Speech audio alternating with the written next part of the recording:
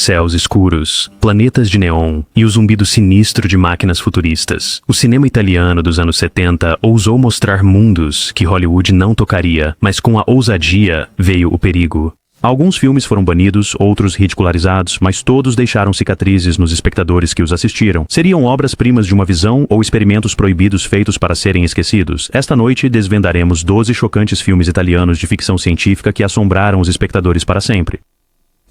Em 12º lugar, Planeta dos Vampiros, o grande sucesso do relançamento de 1971. Embora lançado originalmente em 1965, Planeta dos Vampiros chocou as audiências novamente na década de 70, quando distribuidores italianos o relançaram para aproveitar a febre da corrida espacial e a onda gerada por 2001, uma odisseia no espaço. De repente, um filme antes tido como pulp tornou-se um espelho sinistro dos crescentes medos da humanidade sobre a exploração espacial. A premissa era simples, mas inquietante. Duas naves pousam num planeta desolado, suas tripulações atraídas por uma força invisível. Logo, os astronautas viram-se uns contra os outros, seus corpos possuídos por seres parasitas que ressuscitam os mortos.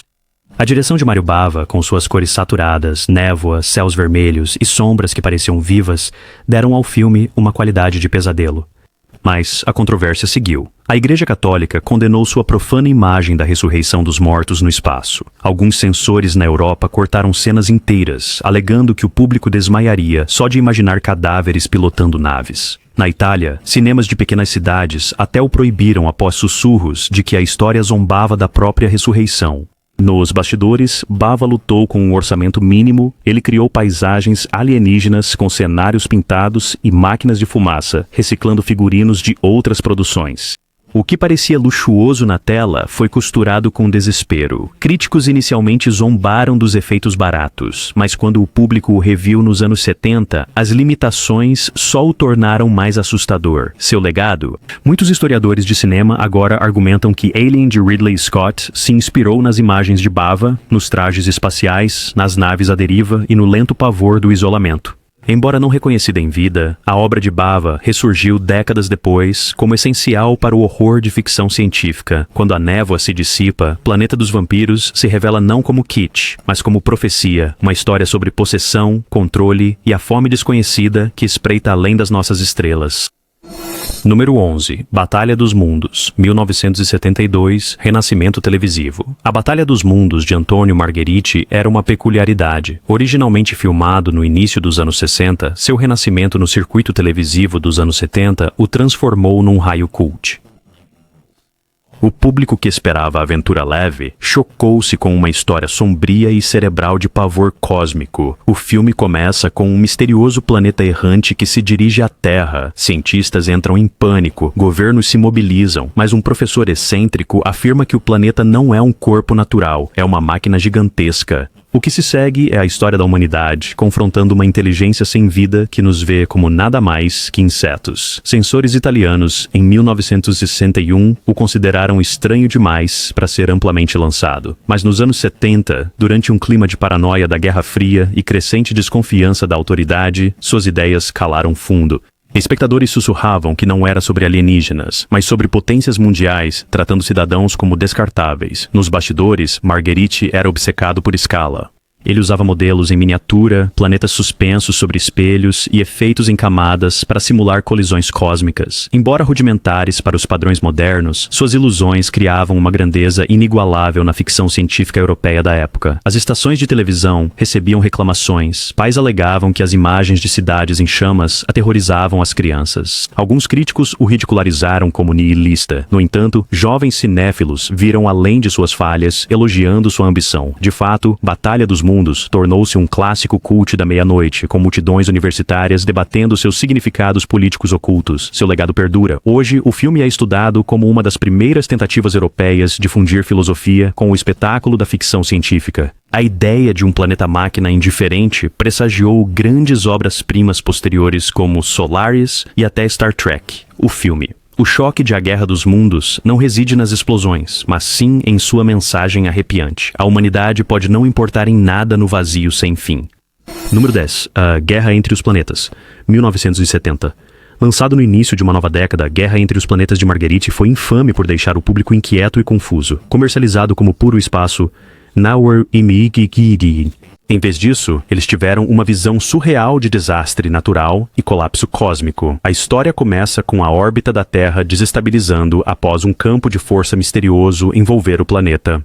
Cientistas correm para resolver a crise enquanto astronautas são enviados em uma missão desesperada para encontrar a fonte. Quanto mais se aproximam, mais a realidade parece se desfazer. O tempo se curva, a matéria se dissolve e até a própria sanidade deles começa a ruir. Quando estreou, muitos cinemas italianos retiraram o filme após poucos dias. O público reclamou que era muito perturbador, com imagens de cidades desmoronando e oceanos fervendo. Críticos acusaram Margheriti de explorar os medos nucleares da Guerra Fria, embora outros o elogiassem por capturar a inquietação de um mundo instável. A controvérsia se aprofundou quando os censores cortaram sequências de morte em massa, temendo o pânico.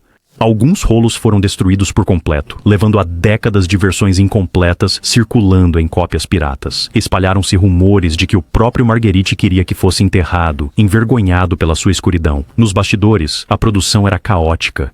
Margheriti trabalhou com um orçamento mínimo, usando efeitos práticos, céus pintados, líquidos em close-up a girar para simular matéria em colapso e máquinas de fumaça sem fim. Os atores admitiram que muitas vezes não entendiam o enredo, atuando contra cenários de caos com pouca direção. Mas, para aqueles que o viram, as imagens eram inesquecíveis. Um planeta a se despedaçar, astronautas flutuando no vazio, a humanidade clamando no abismo. Não era tanto um filme, mas sim um pesadelo. Décadas depois, críticos de culto resgataram Guerra entre os Planetas do Esquecimento. Argumentaram que não era um fracasso, mas uma visão vanguardista disfarçada de série B. Hoje é estudado como exemplo da coragem italiana em experimentar no cinema de gênero. Seu impacto duradouro, um lembrete de que, às vezes, o maior terror não é a guerra, mas o colapso do próprio mundo sob nossos pés. Número 9. O Lodo Verde, uma coprodução ítalo-japonesa, lançado na Europa nos anos 70. Embora tecnicamente uma produção nipo-americana, The Green Slime tornou-se uma obsessão cult italiana nos anos 70, após ser amplamente distribuído na televisão europeia noturna. O que parecia uma aventura espacial padrão transformou-se numa das experiências de ficção científica mais estranhas e aterrorizantes que o público já tinha visto. A história começa com astronautas destruindo um asteroide que ameaça a Terra, mas no processo eles trazem uma estranha substância verde que muta em criaturas tentaculadas de um olho só. Em breve, uma estação espacial vira uma zona de guerra claustrofóbica. O que perturbou o público italiano não foram só os monstros, mas como as criaturas pareciam representar a disseminação incontrolável de contaminação, uma alegoria arrepiante numa era obcecada por desastres ambientais e consequências da Guerra Fria. A censura agiu quase imediatamente. Algumas emissoras cortaram cenas dos monstros se multiplicando, alegando ser grotesco demais para a TV familiar. Surgiram rumores de que as criaturas de lodo eram metáforas para a contaminação radioativa, o que era muito próximo da realidade durante os protestos antinucleares que varriam a Europa. Pais registraram queixas, exigindo que fosse banido da programação infantil. Nos bastidores, a produção era caótica. Filmado nos estúdios Toei no Japão, mas muito comercializado na Itália, o elenco de atores americanos, italianos e japoneses muitas vezes tinha dificuldades de comunicação. As equipes de efeitos especiais trabalharam sem parar para criar monstros de borracha que, embora risíveis para alguns, aterrorizavam os espectadores noturnos despreparados. Em meados dos anos 70, The Green Slime já era infame. Cópias piratas em VHS circulavam entre estudantes que o tratavam como um texto proibido. Críticos mais tarde o taxaram de camp, mas fãs cult insistiram ser uma obra-prima de eco-terror disfarçado de pulp. O legado perdura. Décadas depois, estudiosos de cinema agora acreditam o Lodo Verde por influenciar obras posteriores como Alien e O Enigma de Outro Mundo, provando que, por trás de seus trajes de borracha e luzes piscantes, havia um profundo mal-estar sobre contaminação, infecção e a arrogância da humanidade no espaço. O verdadeiro choque de O Lodo Verde não eram os monstros, mas sim o reflexo da nossa própria pegada imprudente no universo. Número 8. Cosmos, Guerra dos Planetas, 1977, quando Luigi Cosi, que mais tarde se tornaria famoso por sucessos cult como Star Crash, lançou seu filme Cosmos, Guerra dos Planetas, o público simplesmente não estava preparado. Comercializado como uma emocionante resposta italiana a Star Wars, o que receberam foi algo mais estranho, sombrio e muito mais perturbador. O filme segue um grupo de astronautas investigando sinais misteriosos do espaço. O que começa como uma missão de rotina se transforma em caos ao descobrirem uma inteligência artificial que escraviza mentes e drena. Resistir, ao contrário de Star Wars, não era aventura, era paranoia envolta em luzes piscantes e paisagens sonoras estranhas. A controvérsia surgiu rapidamente. Alguns críticos acusaram Così de plágio, alegando que o filme reciclava clichês de sucessos americanos. Mas o público italiano sentiu-se perturbado por algo mais profundo, a ideia da tecnologia controlando a humanidade. Com a informatização em ascensão nos anos 70, o filme explorou medos de um futuro onde máquinas dominavam o homem. Nos bastidores, a produção era frenética. Così tinha orçamento quase nulo, reutilizando cenários de produções antigas e usando truques de edição criativos para simular batalhas cósmicas. Atores admitiram que muitas vezes não entendiam o roteiro, que misturava filosofia com pulp de uma forma surreal. Distribuidores italianos, desesperados para lucrar com a febre da ficção científica, o empurraram com força para os cinemas, apenas para ver os pais tirarem os filhos com medo de sua atmosfera inumana. Mas o público cult o salvou.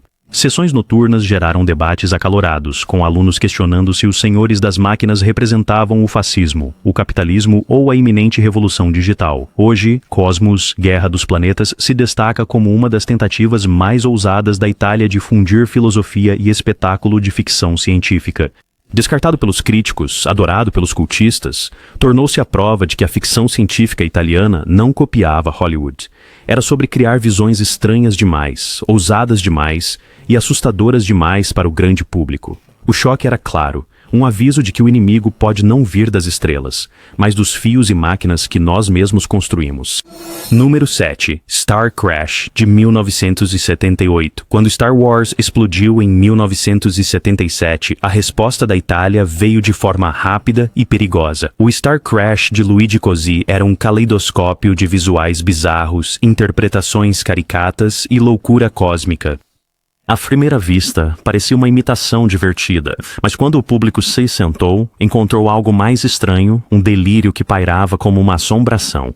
A história segue Stella Star, uma fora-da-lei espacial que embarca numa missão para impedir um conde malvado de libertar uma arma do juízo final. Pelo caminho, ela encontra guerreiras amazonas, robôs gigantes e galáxias que pareciam mais alucinações do que sistemas estelares. Os censores italianos ficaram irritados. Alguns declararam o filme demasiado caótico. Outros o acusaram de blasfêmia por retratar deuses e poderes cósmicos de forma irreverente. Na França e Alemanha, sequências inteiras foram cortadas, supostamente por serem assustadoras demais para o público jovem. No entanto, na Itália, adolescentes faziam fila, quarteirão afora, desejando seu caos colorido. Nos bastidores, a produção era uma batalha. Così admitiu ter sido mais inspirado por revistas pulp e quadrinhos do que por Star Wars. Modelos foram construídos às pressas, efeitos feitos de qualquer jeito e o diálogo muitas vezes improvisado. Caroline Munro estrelou em trajes deslumbrantes enquanto um jovem David Hasselhoff apareceu em um de seus primeiros papéis. O filme era tão estranho que não podia ser ignorado. Críticos riram, mas o público sussurrou. Alguns disseram que era profético, prevendo um futuro onde o espaço não era sobre heroísmo, mas sobre surrealismo e sobrevivência. Cópias piratas circularam na América, tornando-o um sucesso cult no exterior. George Lucas pode ter tido o blockbuster, mas Così tinha o pesadelo que não desapareceria. Décadas depois, Star Crash é celebrado como um dos mais icônicos clássicos cult. Seu legado não reside na perfeição, mas na audácia. A Itália ousou reimaginar a galáxia à sua própria imagem anárquica. O choque emocional de Star Crash foi este, que o espaço não era só aventura, era caos, cor e a aterrorizante percepção de que nossas imaginações poderiam ser selvagens demais para a própria realidade.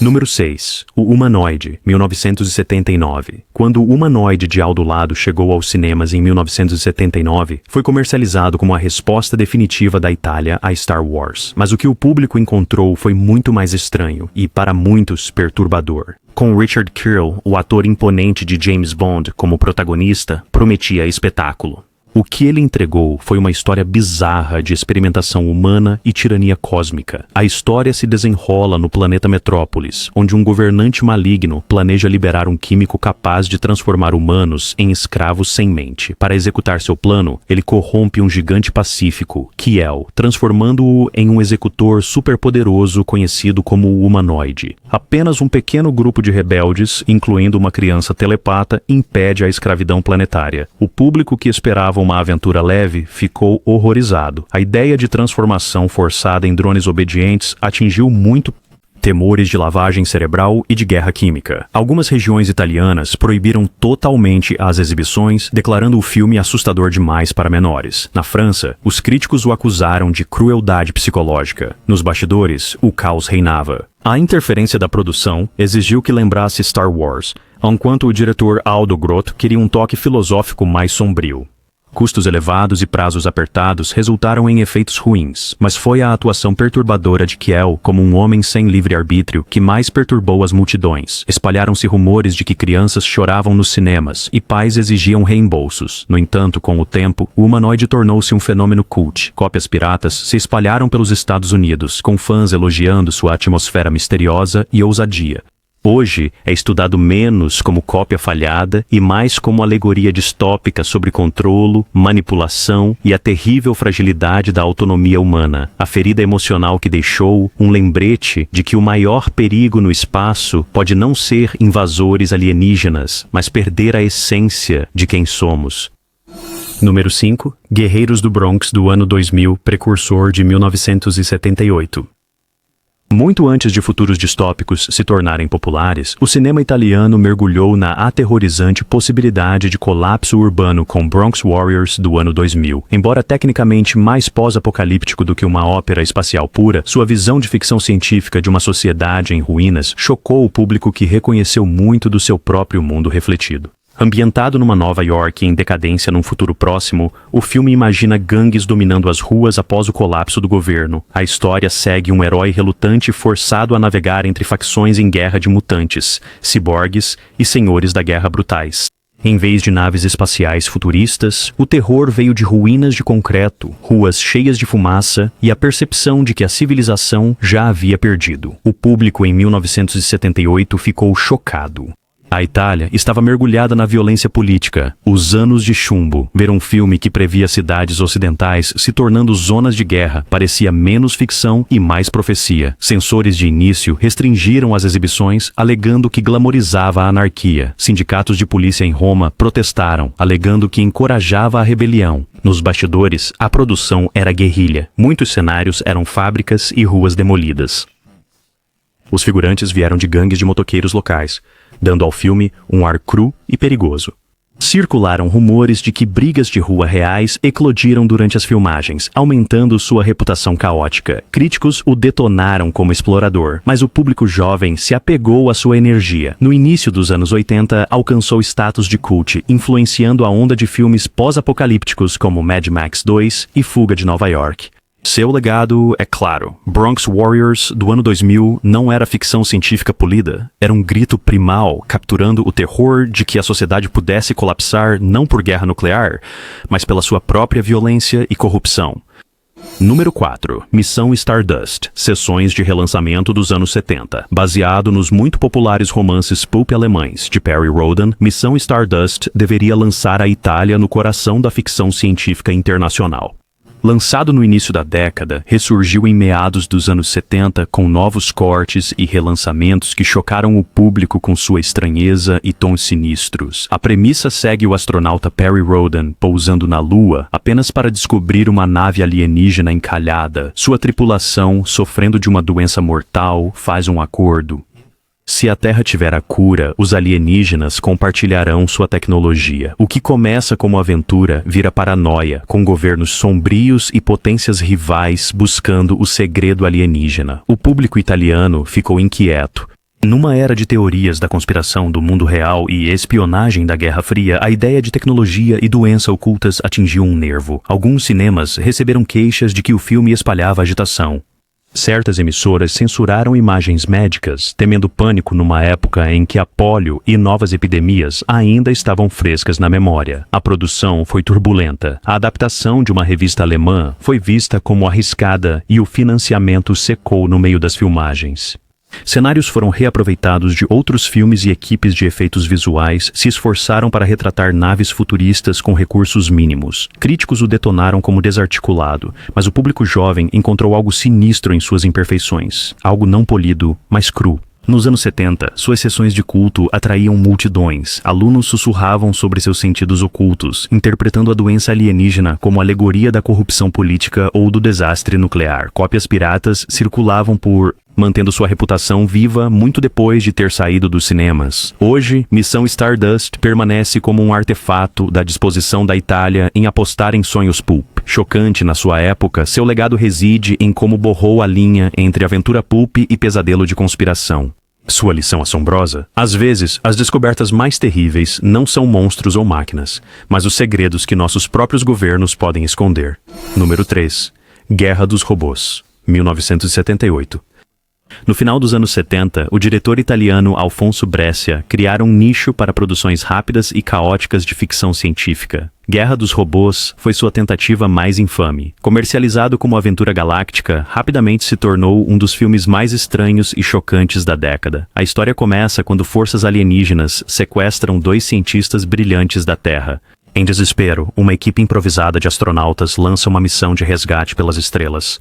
Mas o que eles encontram não é um confronto de heróis, é um pesadelo de civilizações escravizadas, governadas por senhores máquina. O público esperava escapismo divertido. O que encontraram foram batalhas sem fim contra exércitos de robôs, humanos reduzidos a fantoches e um enredo que mergulhou em paranoia surreal. Críticos italianos o condenaram como uma imitação barata de Star Wars, mas alguns espectadores ficaram abalados, alegando que suas imagens de exércitos de máquinas sem mente refletiam seus medos da tecnologia fora de controle. A censura atingiu vários países. Distribuidores alemães cortaram cenas inteiras de humanos sendo amarrados em máquinas, alegando que eram muito perturbadoras. Na Itália, a imprensa católica acusou-o de retratar a humanidade como cascas mecânicas sem alma. Nos bastidores, Brescia admitiu que teve apenas semanas para escrever, filmar e editar o filme, reusando adereços e modelos de suas outras óperas espaciais. Apesar de sua rusticidade, Guerra dos Robôs conquistou um público. Sessões da meia-noite ficaram barulhentas, com fãs cult aplaudindo seu exagero. Mais tarde, estudiosos o reviram como um raro vislumbre da ansiedade italiana, com industrialização e automação. Seu legado prova de que mesmo o caos de baixo orçamento pode ecoar medos culturais. Guerra dos Robôs não era apenas ficção barata, era um aviso de que a guerra da humanidade contra as suas próprias criações já havia começado. Número 2. Fuga da Galáxia 3, 1977. À primeira vista, Fuga da Galáxia 3 parecia mais uma ópera espacial descartável, mas quando estreou nos cinemas italianos em 1977, chocou o público com sua visão sombria de exílio e sobrevivência. Dirigido por Bidu Albertini, o filme disfarçou-se de um caça-níqueis chamativo de Star Wars, apenas para confrontar os espectadores com algo mais sombrio. A trama segue 2 fugitivos reais, fugindo de uma guerra galáctica. A nave deles flutua por sistemas estelares hostis até pousarem num planeta primitivo. Lá, são forçados a confrontar a fragilidade da civilização e a questão se sua tecnologia avançada é uma bênção ou uma maldição. O público ficou inquieto com o tom do filme. Em vez de batalhas triunfantes, Fuga da Galáxia 3 ofereceu um desespero silencioso. Líderes destituídos do poder, civilizações em colapso e tecnologia falhando em momentos de desespero. Censores italianos restringiram brevemente o filme, alegando que sua mensagem desesperançosa poderia deprimir o público mais jovem. Alguns cinemas o comercializaram como familiar, apenas para enfrentar reações negativas, quando os pais relataram crianças saindo do cinema em lágrimas. Nos bastidores, a produção era precária. Cenários foram reutilizados dos filmes prévios de Albertini, e grande parte da história foi improvisada. Membros do elenco mais tarde admitiram que mal entendiam a narrativa, mas isso só aumentou sua qualidade surreal e onírica. Por anos, desapareceu na obscuridade. Então, durante o boom do VHS dos anos 80, ressurgiu entre colecionadores. Fãs cult começaram a debater seu significado oculto. Seria uma parábola sobre o colonialismo, um aviso sobre a aniquilação nuclear ou simplesmente um delírio febril que escapou pelas frestas do cinema italiano? O choque de Fuga da Galáxia 3 não foram seus efeitos especiais ou batalhas. Foi o silêncio assombroso de civilizações abandonadas e heróis reduzidos a sobreviventes, um sussurro de que mesmo os impérios mais brilhantes podem desvanecer em pó esquecido. Número 1. Mensagem do Espaço. Distribuição italiana. 1978. Embora fosse uma produção japonesa, Mensagem do Espaço virou uma das mais chocantes sensações sci-fi da Itália, no fim dos anos 70. Distribuído amplamente pela Europa, sua iconografia e tom impactaram o público italiano de maneiras que ninguém esperava. A história é parte mito, parte ficção científica. 8 heróis escolhidos devem se unir para salvar um mundo moribundo de um império tirânico. Ao contrário de Star Wars, no entanto, o tom é mais estranho. Seus mundos decaíram, seus heróis fragmentados. Para o público italiano, acostumado a narrativas polidas de Hollywood, o filme parecia caótico, até mesmo um pesadelo. A controvérsia explodiu quando os distribuidores o comercializaram como uma aventura infantil. Os pais ficaram horrorizados com cenas de genocídio planetário, cadáveres à deriva no espaço e um vilão que destruía mundos com crueldade casual. Reclamações inundaram as TVs com a exibição dos trailers, resultando em cortes de censura que removeram suas imagens mais sombrias. Nos bastidores, o filme foi uma das produções de ficção científica mais caras do Japão, mas seu lançamento italiano ampliou seu status de cult. Os alunos debateram seus temas como alegorias para a ditadura e rebelião, comparando seus visuais às lutas europeias contra a opressão política. Nos anos 80, Message from Space se consolidou como um clássico cult em toda a Itália. Cópias piratas circulavam em repúblicas estudantis e críticos começaram a reavaliá-lo como mais do que pulp. A sua imagem de céus em chamas e civilizações condenadas ficou com os espectadores muito depois das exibições terminarem. O choque não foi nas batalhas espaciais, foi na inquietante percepção de que o destino nem sempre significa triunfo. Às vezes, significa apenas sobreviver ao fogo e às cinzas. 12 filmes italianos de ficção científica, alguns ridicularizados, outros proibidos, outros esquecidos, mas cada um carregava ondas de choque que perduraram muito depois de os rolos pararem de girar. Não eram apenas histórias sobre o espaço, eram avisos, espelhos e sonhos perigosos demais para a sua época. Qual deles mais te perturbou? Comente abaixo, curta e se inscreva. Os segredos mais estranhos da galáxia estão apenas começando.